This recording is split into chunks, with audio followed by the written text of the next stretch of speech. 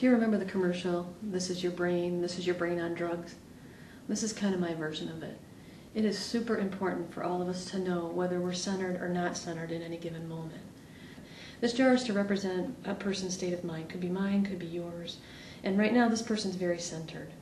The water represents their awareness and their experience in the moment. The sand in the jar represents all the different thoughts. Every little grain of sand represents a different thought a person could have in the course of a day. We always have thought. We can't not have thought. That's just mental activity.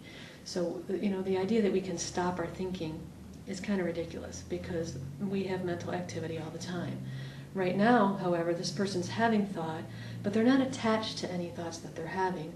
And so right now their mind is very settled and clear. If a problem occurred for this person and they needed to address it, they would be able to look at that problem and they would be able to see it clearly. They would be able to wonder and reflect about what the best response to the problem would be. They would get to use their own thinking but also be open to new thoughts. They could hear the person describing the problem to them, so they would be a better listener, and it would be kind of a high quality experience.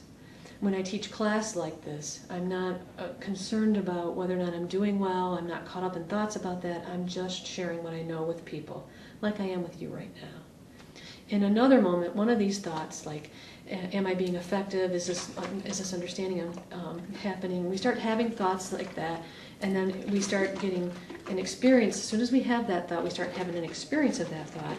If we take that thought seriously and lean into it, we start having a very active experience of that thought. We have just moved from clear mind to mud mind. Now, I'm trying my best to solve the problem. In fact, the harder I try to solve the problem, the more mud mind I get sometimes. And so trying to figure things out when you're already here is not very effective. So most people don't know when they've gone from clear mind to mud mind. So this is what they offer people. And sometimes, if they're verbal about it, it's like mudslinging on people. And sometimes you can come up with a really great answer, but it's not the same answer you would come up with if you were clear. So it's really important to know when you've gone from clear mind to mud mind. And that's one thing that all of us should be trying to learn, like, how can I tell whether or not I'm centered and at my best, or whether I'm off-centered and kind of reactive, or I'm overanalyzing or processing things. Because people think that this gets created by the circumstance, people feel like they can't calm down until the circumstance changes. And that's problematic because typically what we need to do is bring our calmest, wisest self to whatever the problem is. When you start to understand the inside-out nature of life, you start to be able to see that you're in mud mind, and then what happens is you have a higher value for coming back to clear mind before proceeding. Why that's important to know is that if you think that your state of mind is being caused by other things, then you'll naturally look outside for a cure too. It's external cause, external cure.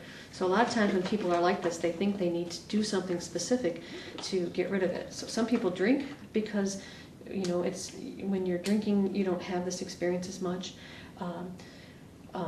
Some people will eat food because they think that works because it's medicating this. What's actually happening is when you start thinking about food, you let go of your thinking about whatever's got you so muddy in the first place, and you tend to calm down.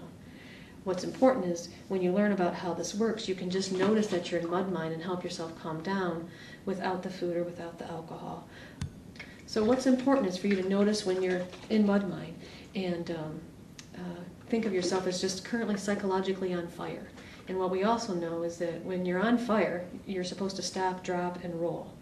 And what I'm suggesting is that when you're on fire psychologically, you want to stop, drop back into a quieter place, reflect on what your best self would like to do, and then roll forward with that.